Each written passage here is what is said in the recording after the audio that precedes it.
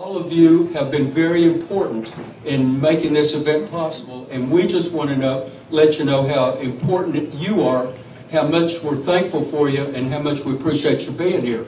We have over here a couple of special recognitions.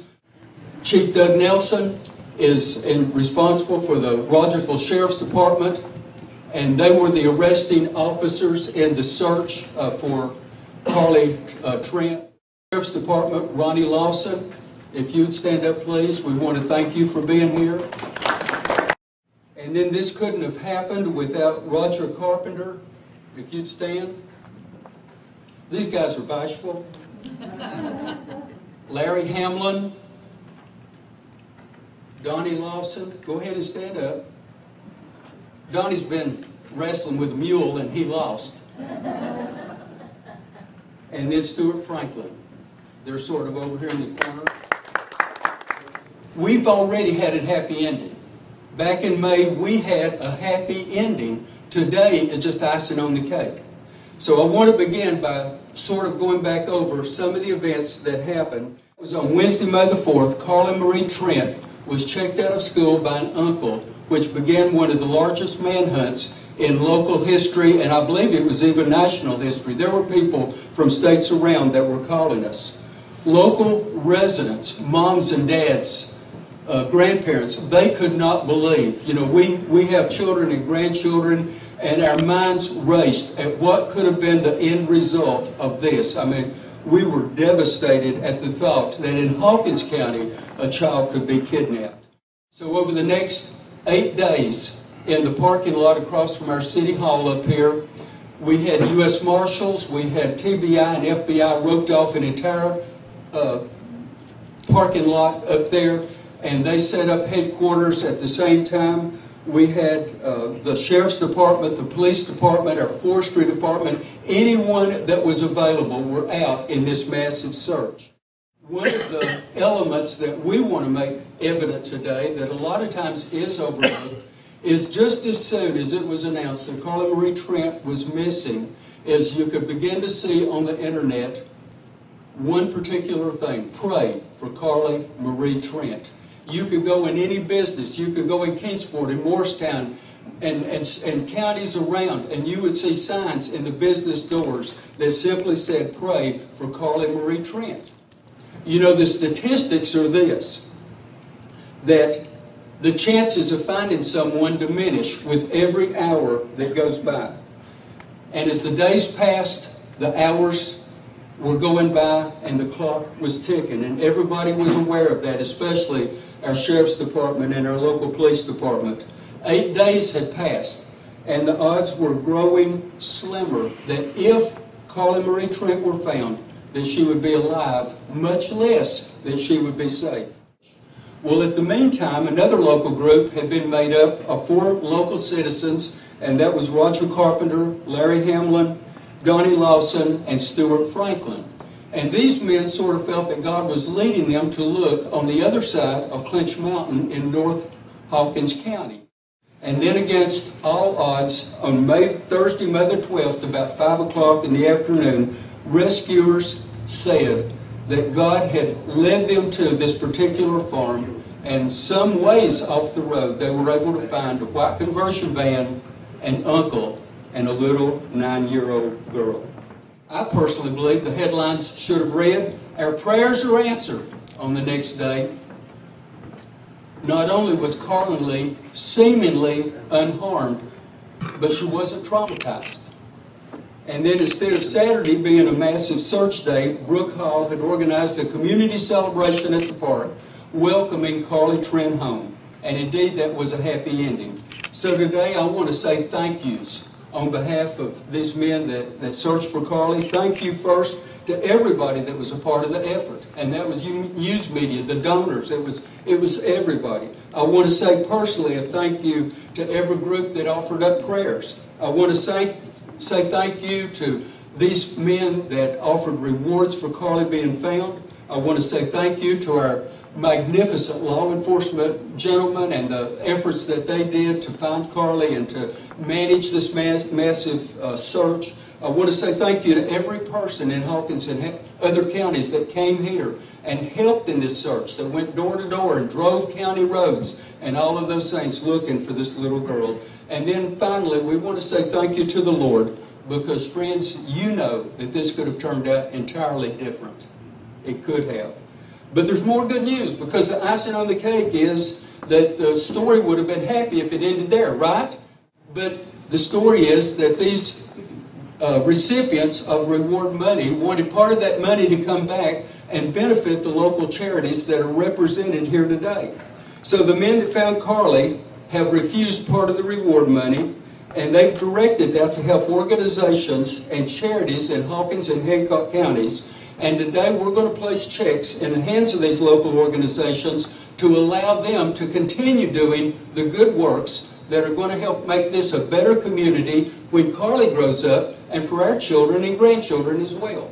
So I've got some checks that I want to give out.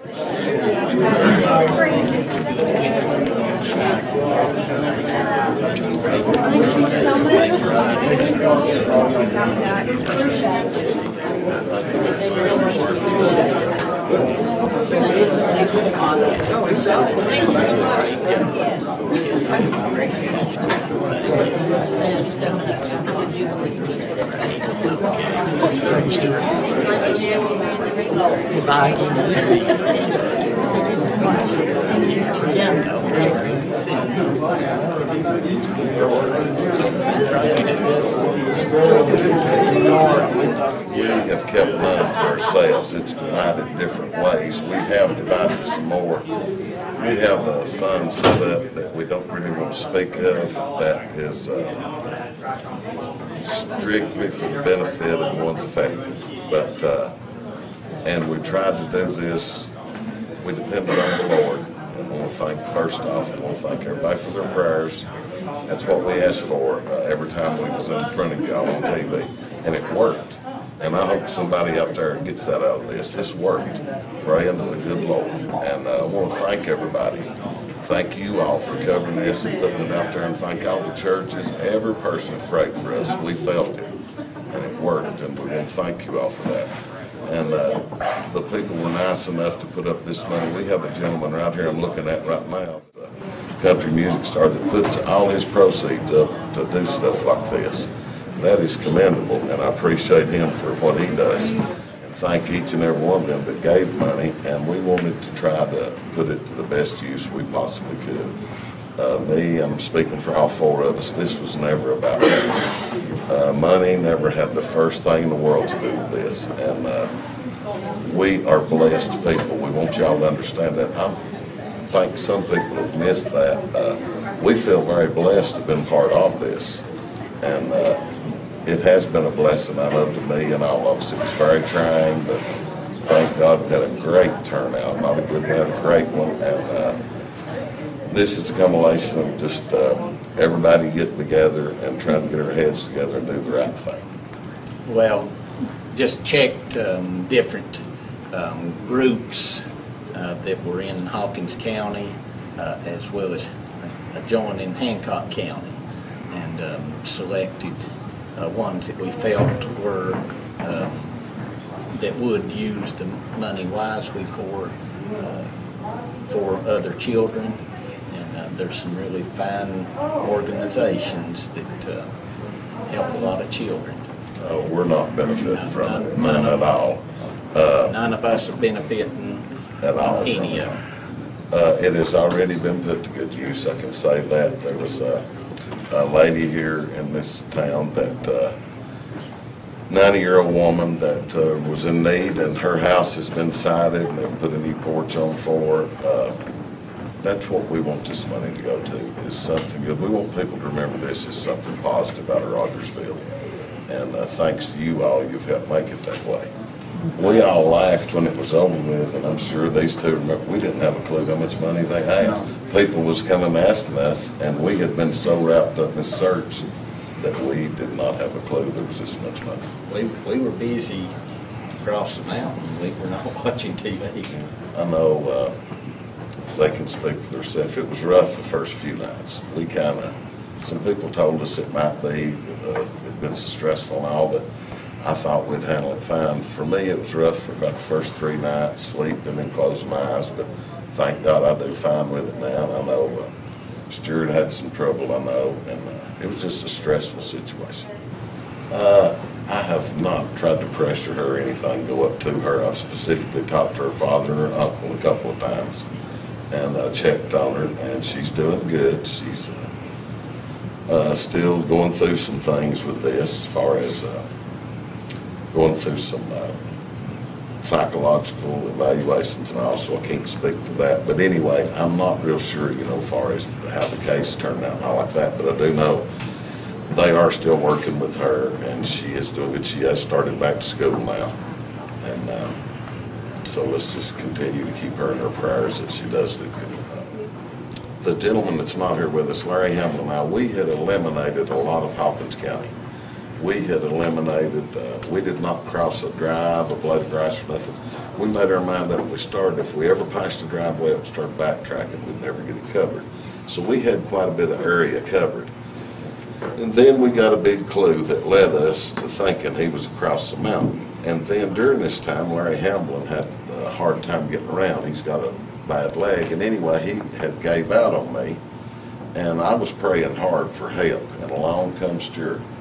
And the first thing Stuart talked to me, I don't know if he realizes this or not, but I had it on my mind about that, this other gentleman, not specifically the one they mentioned here today, but this other gentleman they call the Mountain Man of Clinch Mountain. And I had him on my mind to go over and hunt his cabin. But when Stuart called me, and I'm sure he remembers this, we've not really talked about this, but he called me and said, "Do you need help?" And I said, "Sure, I'd love to have you." And the first place this man said to me was, "I know where there's a cabin over in Gravity Valley, over across Clinch." And man, it just rung in my head over and over all night that night. I was saying, this is too big a coincidence that I was thinking of that, and he knows where it's at. So Stuart actually knew where this cabin was at. And the next day, me and him went there on foot. And all this combination of prayers and God answering prayers, I believe that was a God thing, him telling Stuart that he wanted to go look in that cabin. And then Donnie here, he lives real close to there. And his family actually owns land right there. And so it was just, it was an answer to a lot of prayer. It just played right into our hands. So I write music and do concerts to raise awareness for child abuse laws. How do you feel about the way the money's being used? I'm very happy with it. I'm so touched. I mean, to be able to donate and be blessed enough to be able to donate anything at all is amazing, but then to be able to see where the money goes at this point is unbelievable. I mean, the kind gestures of these gentlemen that clearly were out there working hard to find Carlie, for them to go above and beyond at this point in time when they don't have to. Again, some people say, well, I didn't have to donate, but to be given that money for a job that you did and work as hard as they did, and then to give it away just shows that a level of selflessness that no one can understand or explain. I have a daughter, so this is, this could happen to anybody, and I'm a member of the Carlie Davenport Foundation, so we push to change child abuse laws, and through a little girl that was killed by her stepfather, Carlie Davenport. That's the reason why my hair's pink for her. So again, having a situation like this, being so close to home, and knowing that my daughter, could have been in the same situation, it's huge to me. I mean, I would do it again, and I would do it again, and I would do it again.